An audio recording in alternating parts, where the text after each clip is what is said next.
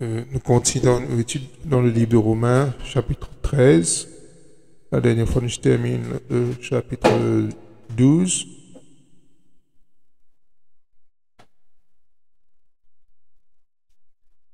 Paul propose maintenant la façon que nous comporte-nous, trouver le chapitre 12 dans l'Église, dans le corps du Christ, comment nous besoin et dans l'humilité, nous besoin exerce l'amour dans toutes les facettes, dans le service les uns pour les autres, et puis la personne plus supérieure les uns que les autres, et chacun a son rôle qu'il Dieu donné à chacun.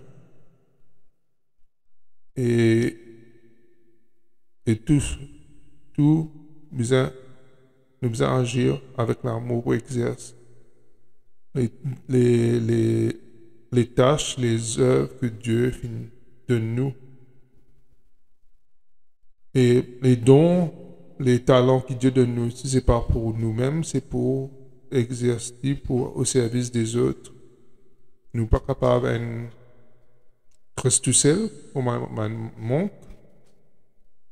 Nous avons envie d'une communauté que Dieu place nous et nous service un don que Dieu vient de nous avec les membres des uns des autres.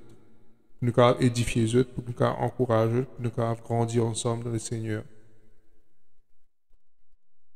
Après qu'il Paul, dans le livre de Romains, il commençait dans le chapitre 1, 2, il explique pour le pourquoi du salut. Et il explique aussi, nous connaissons le pourquoi le salut, c'est à cause des conséquences du péché, qui est la mort, et qui Dieu tu peux déverser sur colère à tout du monde. Mais dans ce temps de grâce, il nous ouvert la porte pour tout un chacun, c'est-à-dire que ce soit le juif, que ce soit le païen, pour connaître le salut en lui seul. Et quand nous croyons dans son évangile qui est sa mort, son ensevelissement et sa résurrection. C'est l'œuvre que Jésus-Christ a accomplie pour nous, à notre place, sur la croix, pour nos péchés. Parce qu'il est sans péché. Et c'est nous qui méritons la mort, mais il prend nos places, il paye les conséquences du péché à notre place. C'est ça la bonne nouvelle qui Paul dit de nous dans le chapitre 3 et 4. Et aussi, explique-nous aussi l'effet quand nous croyons en Jésus-Christ, quand nous croyons dans son œuvre, qui arrive nous. Il dit à nous que nous sommes justifiés, nous sommes rendus justes, comme s'ils amènent nous commettre aucun péché. C'est le sang de Jésus couvert tous nos péchés, passé, présent et futur. Et aussi, de nous la sanctification, ça veut dire le travail à travers le Saint-Esprit, dans lequel c'est le Saint-Esprit qui baptise nous sur les corps. Et c'est le travail du Saint-Esprit en nous qui fait le travail de sanctification, ça veut dire mettre à mort, il donne nous la force, de nous la capacité pour mettre à mort la chair. Quand nous étudions sa parole, il révèle nous ce que nous sommes en lui, qui nous identité, qui nous la marche ici, qui nous a marché avec lui, et qui nous destination. C'est-à-dire nous l'espérance. Il explique nous aussi nos relations qui nous ont avec le péché. Ça veut dire nous finissons ensemble avec Christ, nous être conformes à ce que Jésus il fait sur la croix. C'est-à-dire quand nous croyons en lui, c'est comme si nous aussi nous finissons ensemble avec lui. Et nous finissons payer tout ce qu'il nous a payé avec lui. Et quand il ressuscité, nous aussi nous ressuscité ensemble avec lui. Nous avons cette unité avec Jésus-Christ en lui, dans toute chose. Et en même temps, nous aussi, il explique nous aussi que nous sommes morts à la loi. La loi n'est pas aucun effet sur nous. La loi nous connaît, il condamne le péché. Mais du fait qu'il nous finit payer le prix, ensemble avec Jésus-Christ, ben, il n'y a plus de condamnation pour nous. Et la loi n'a aucun pouvoir, n'a aucun... Maintenant, nous sommes sous la grâce. Et même, même si à cause de nous sommes sous la grâce, nous trouvons que c'est pas facile, c'est nous comment Dieu exerce la grâce envers nous, exerce ça avec les uns les autres.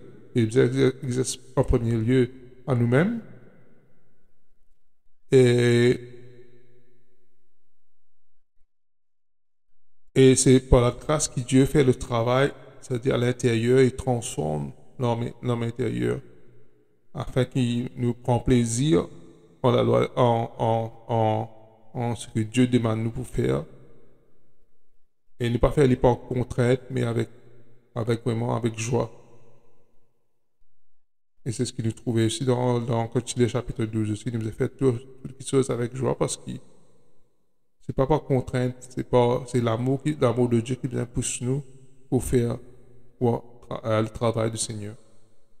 Il explique nous aussi dans le chapitre 9 à 11 qu'il arrive Israël. Israël est mis de côté parce qu'ils ont rejeté le Christ.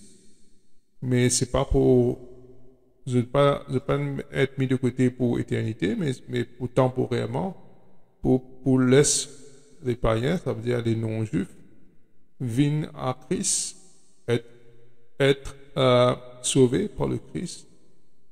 Et quand Dieu termine ce travail dans cette période de grâce, dans cette dispensation de la grâce, il y a là les points continue, faire le travail avec le peuple Israël parce que Dieu a besoin d'accomplir toutes les promesses qu'il dit aux prophètes, qu'il dit aux pères concernant Israël.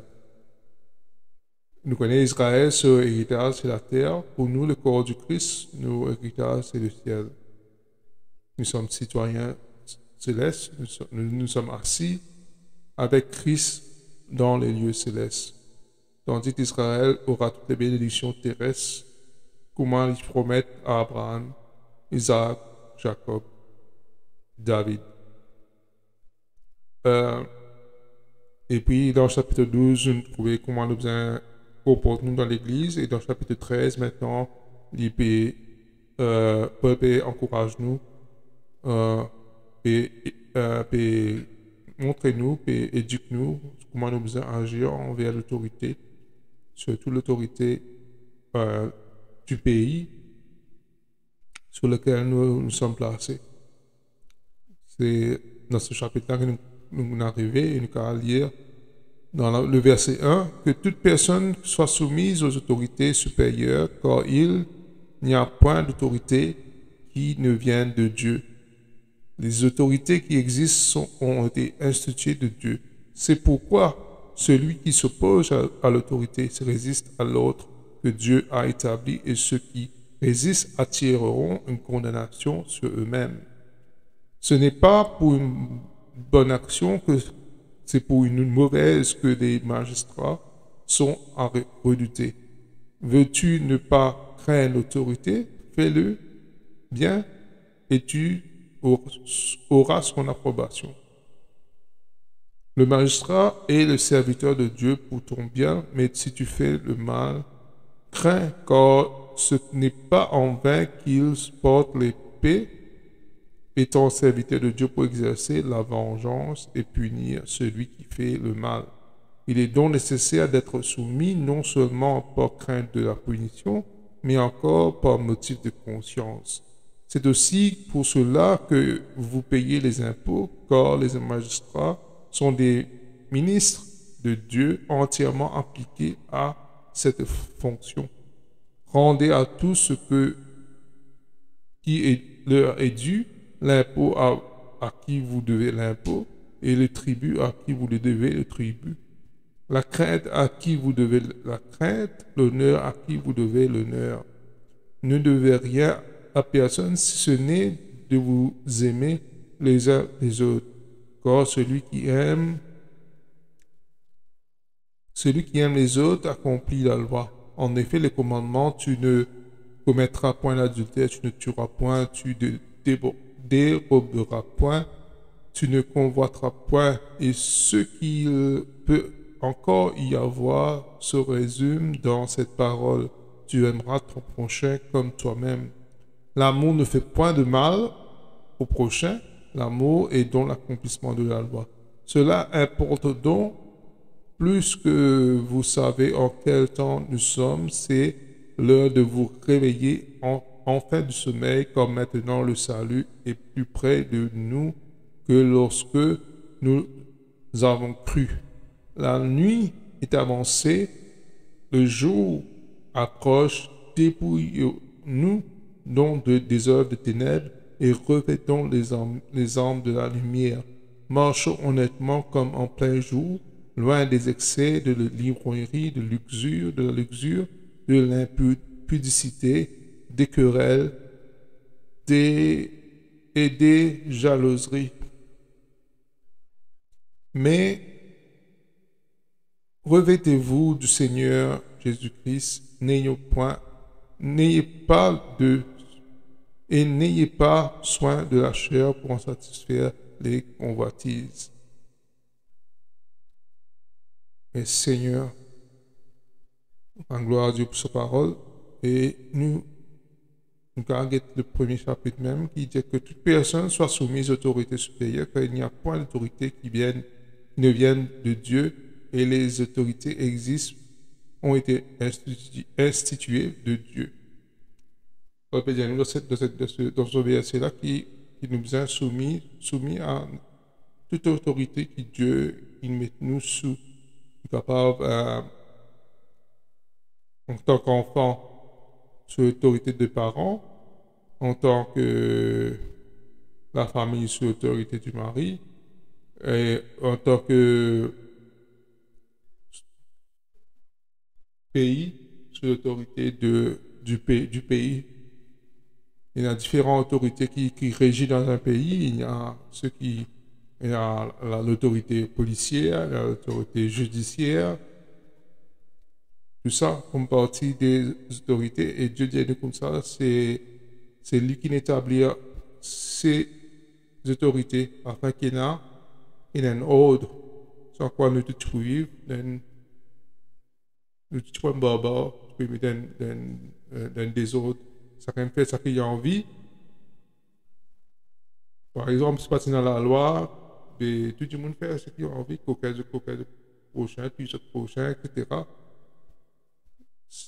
Dieu nous donne ma autorité, pour régir.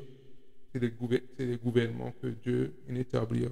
Depuis le déluge, Dieu finit d'établir cela.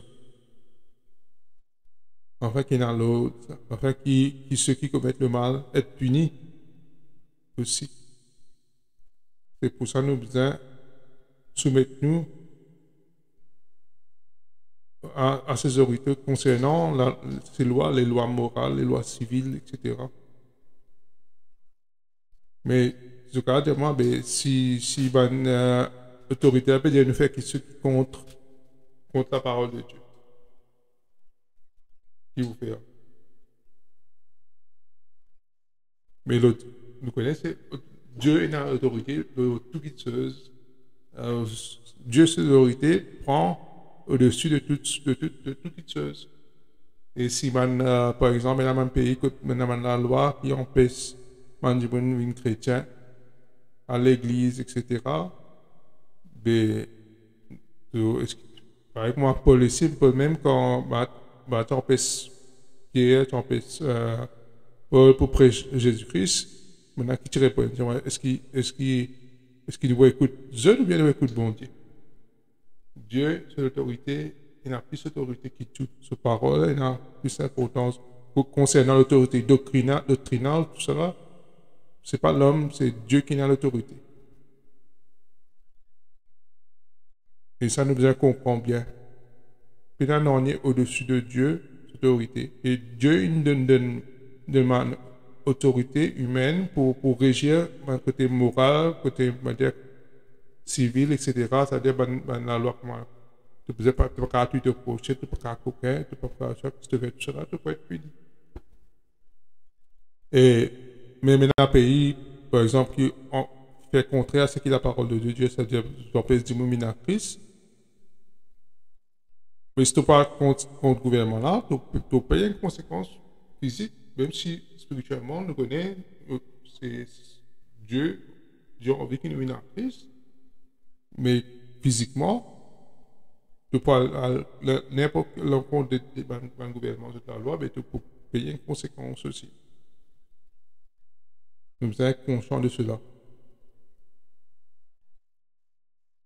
C'est pourquoi celui qui s'oppose à l'autorité résiste à l'ordre de Dieu qui a établi, et ceux qui résistent attireront une condamnation sur eux-mêmes. C'est ce que moi tu peux dire. Si normalement nous faisons quelque chose qui n'est pas bon, on va dire coquin, etc., ben nous pouvons payer le prix. Nous payer en prison, etc. Et si nous faisons quelque chose qui et si la loi du pays peut empêcher nous de faire exercer la foi en tant que chrétien, et même si nous parlons l'encontre de nous connaissons parce que l'autorité de Dieu vient avant tout, mais si nous parlons à l'encontre du gouvernement, ben nous payons les conséquences ici. C'est pour ça que beaucoup de chrétiens dans mon pays qui empêche la chrétienté, être emprisonné et être tué aussi.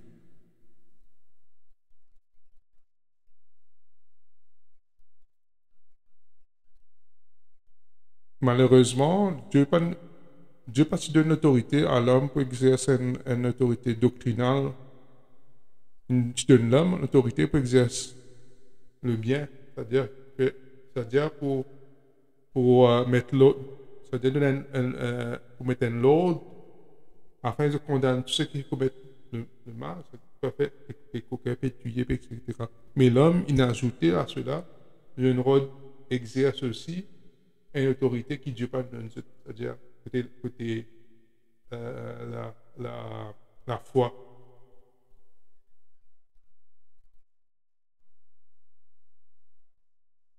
Et c'est pour ça que je trouvais une séparation au fait entre la religion, c'est la foi, et le gouvernement. Et ben, un pays qui mélange ces deux-là, je peux octroyer l'autorité qui Dieu pas donne. C'est pour ça le persécuter les chrétiens. Les chrétiens persécutés dans un pays-là, que je mélange ces deux-là.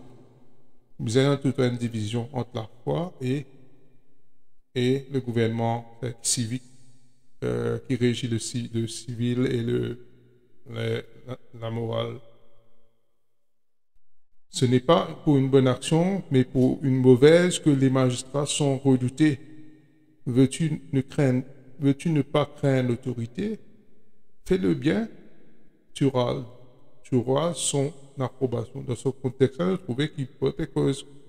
C'est de la loi morale, la loi civique, que, que nous devons être soumis à l'autorité du pays qui Dieu nous place nous. Et si nous pas faire, si nous pas faire ce qui est correct, mais normalement, nous pour magistrat pour condamner nous, nous pour subir les conséquences euh, de cela. Et si le magistrat lui peut agir malhonnêtement, ou bien l'autorité peut agir malhonnêtement, mais c'est eux qui peuvent payer les conséquences. Dieu se rendre compte à Dieu après pour ce qu'ils ont fait de mal ou de bien.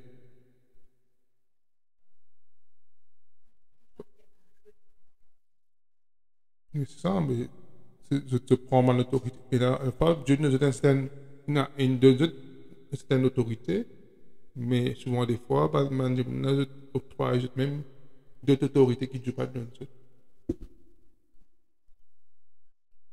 Parce qu'il nous connaît, dans ce monde, il y a beaucoup d'autorités, ils sont corrompus, de faire ce qui est malhonnête eux-mêmes, et je condamne des gens euh, qui est honnête, au fait. Et tout ça, là, je pourrais rendre compte devant Dieu.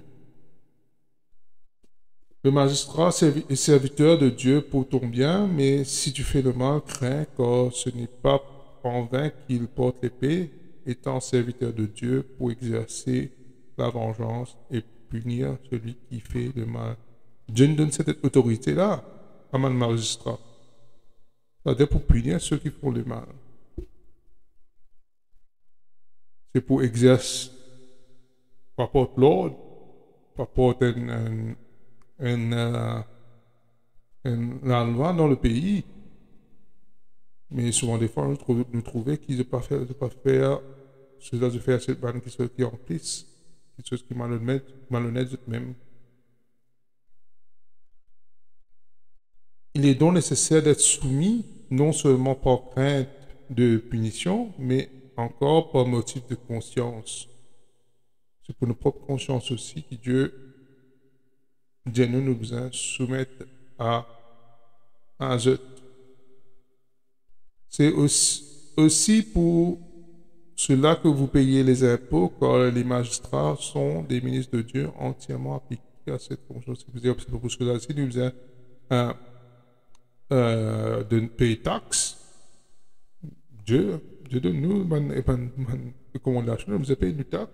Par rapport au coquin, taxe, il y a beaucoup de choses de faire tout pour détourner, pour payer moins de taxes, etc. De faire ma magouille. Dieu dit, nous avons payé une taxe.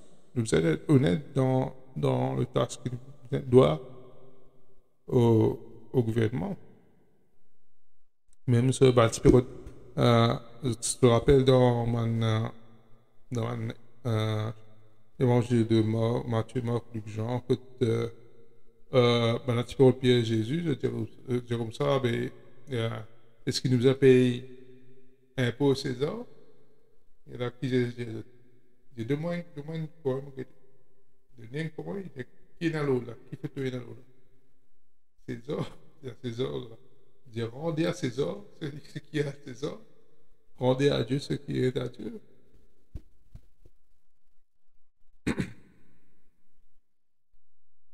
Rendez à tout, verset 7, rendez à tout ce qui leur est dû, l'impôt à qui vous devez l'impôt, le tribut à qui vous devez le tribut, la crainte à qui vous devez la crainte, l'honneur à qui vous devez l'honneur.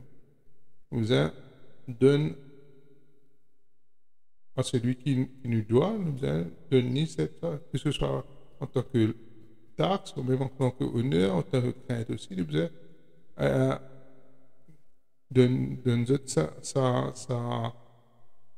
ça nous a rendu cela.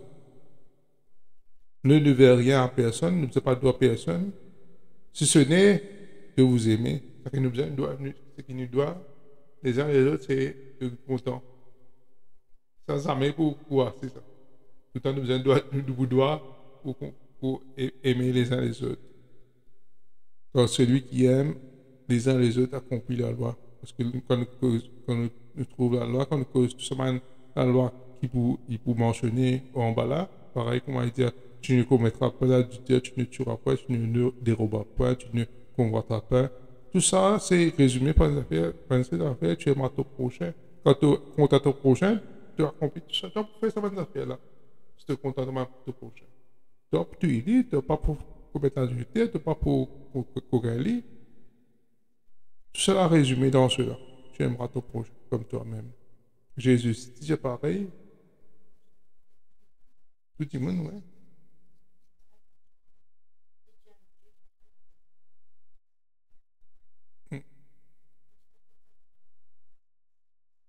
Jésus aime dans Matthieu 22, 35 à 40, il dit,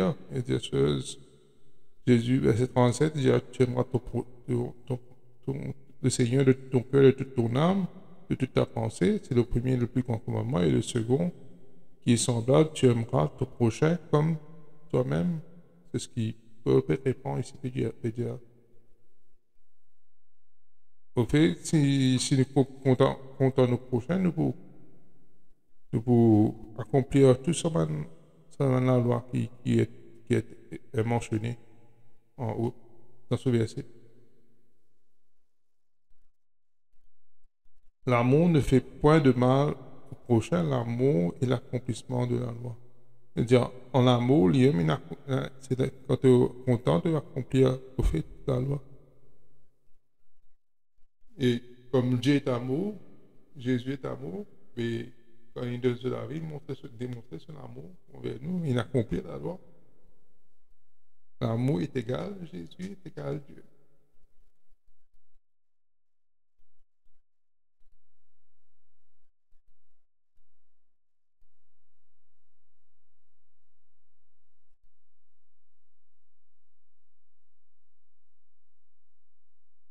La grâce enseigne un comportement juste quand elle enseigne l'amour pour la grâce.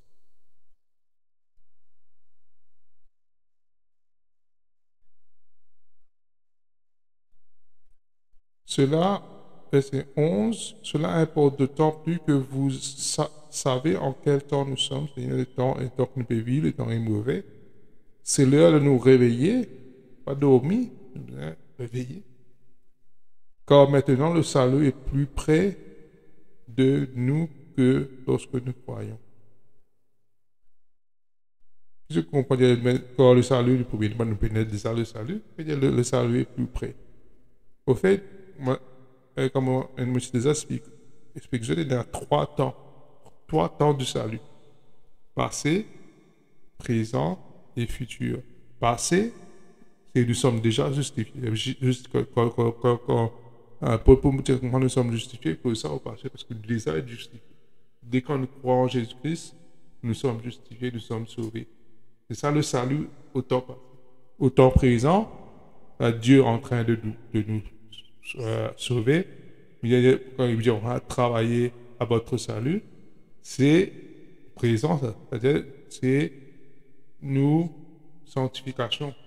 C'est le travail de sanctification que Dieu fait par le Saint-Esprit. Il travaille de nous pour nous mettre à mort la chair et nous laisse le Saint-Esprit prendre le dessus, ça veut dire contrôle tout le monde, influence tout le monde comportement, nous bonnes pensées, nouvelle façon de faire. Comme on étudie dans le chapitre 12, on va renouveler nos intelligences. Et cet esprit renouvelle nos intelligences. C'est ça le travail de sanctification qu'il fait. Quand nous vivons sur la terre, là, nous voulons faire cet esprit vous faire ce travail-là en nous. Il peut servir la parole de Dieu même pour faire cela en nous. Quand on peut étudier cette parole, on peut comprendre ce que Dieu peut demander nous pour faire. Et quand nous obéir par la foi, il fait ce travail-là en nous. Ça, c'est le travail de sanctification. C'est le salut en temps présent. Et puis le salut en temps futur, c'est la glorification. Justification, sanctification, glorification. Justification passée, en présent, c'est la sanctification, c'est-à-dire le salut présent. Et le salut futur, c'est la glorification. Et ça, quand il peut causer le salut au futur, il peut causer le salut plus près de lui. C'est la glorification. Et plus près, c'est Jésus-Christ, où il prend quoi.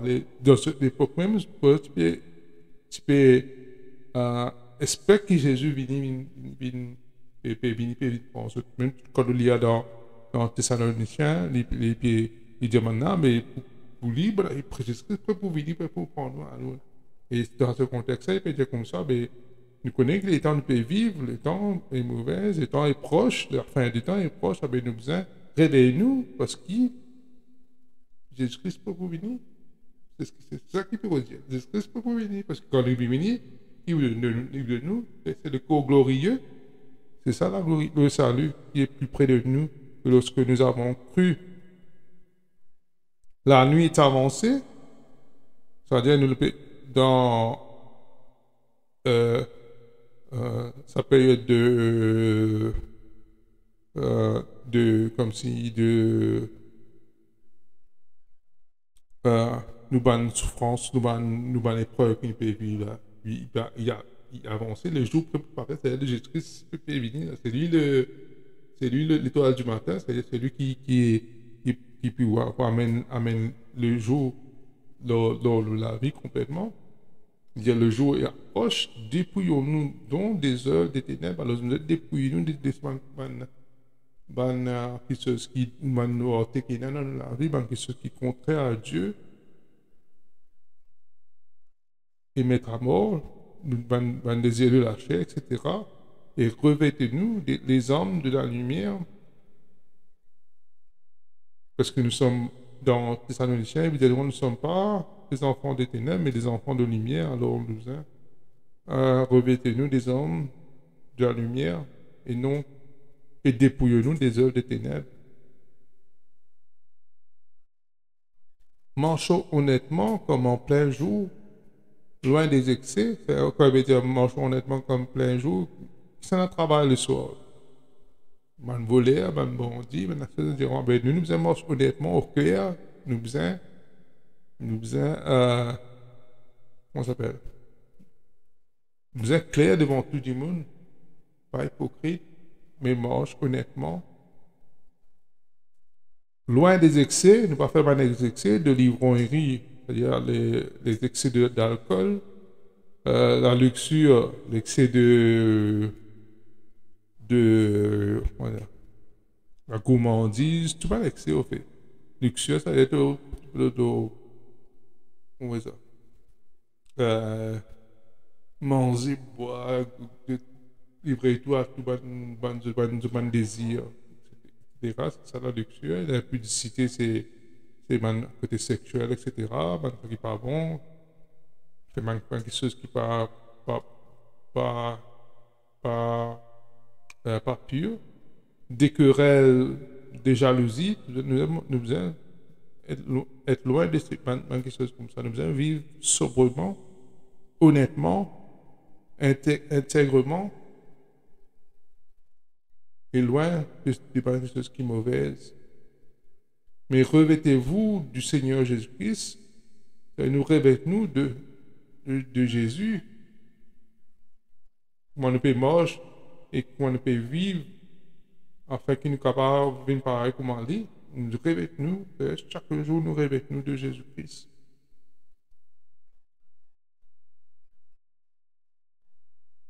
Dans Ephésiens 4, verset 22, verset 22,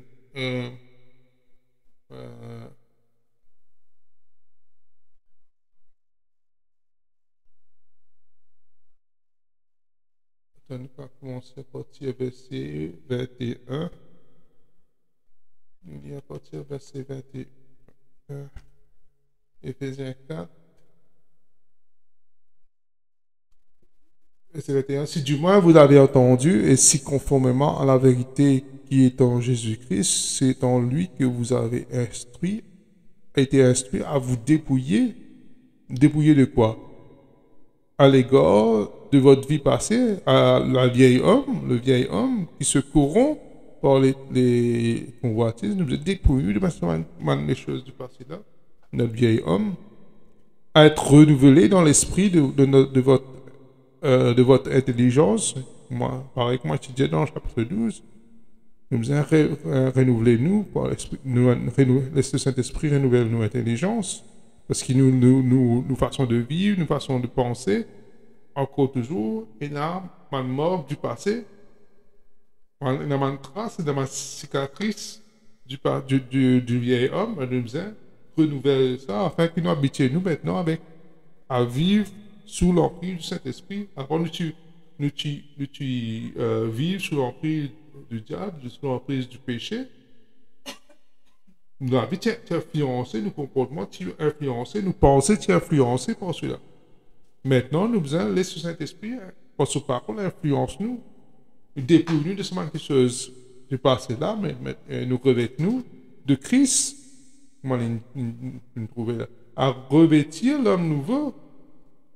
C'est ça, c'est revêtir Jésus-Christ, créé selon Dieu dans une justice et une sainteté qui produit la vérité.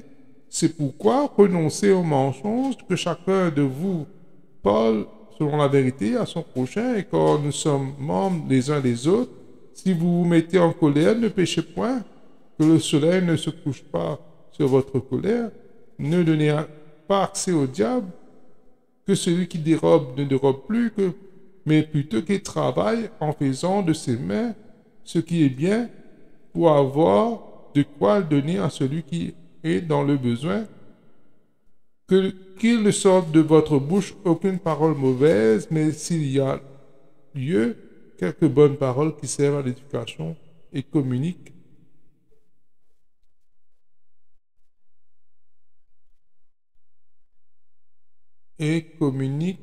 On arrive bien là,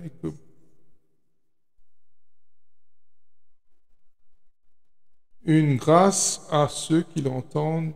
N'attristez pas le Saint-Esprit de Dieu par lequel vous avez été scellés pour la rédemption. En fait, cela, c'est ce qui Dieu peut demander nous. Donc, il peut dire nous, revêtez-nous de Jésus-Christ et n'ayez point soin de la chair pour s'en satisfaire les convoitises. Ça ne dit pas prendre soin de la chair là, pour satisfaire ma convoitise, mais aujourd'hui, ce que le monde peut dire nous, peut dire ça satisfait la chair. Prends soin de la chair, prends soin de la peau, prends soin de ceci, prends soin de l'écho, etc. La parole de Dieu dit nous prends soin de l'homme intérieur. C'est l'homme intérieur qui faisait, c'est parce qu'il s'allait quoi là pour le pourri, ça. Pour le mot, ça c'est ton âme qui te faisait prendre soin. C'est pour ça que nous renonçons tout ce qui nous était auparavant. Maintenant, nous revêtons de Jésus-Christ, revêtons de l'homme nouveau.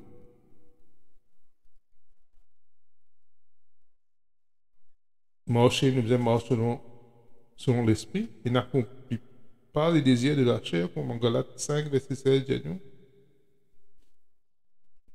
Voilà, nous pas pour long aujourd'hui, nous terminons la même pour ce chapitre 13, que Paul dit comme ça, qui nous besoin soumettre nous à l'autorité du pays, l'autorité qui Dieu nous place nous, sur laquelle Dieu nous place nous. Parce que Dieu nous donne cette autorité pour exercer la loi civique, morale et il dit à nous aussi qu'il nous besoin une urgence parce que Jésus-Christ peut retourner.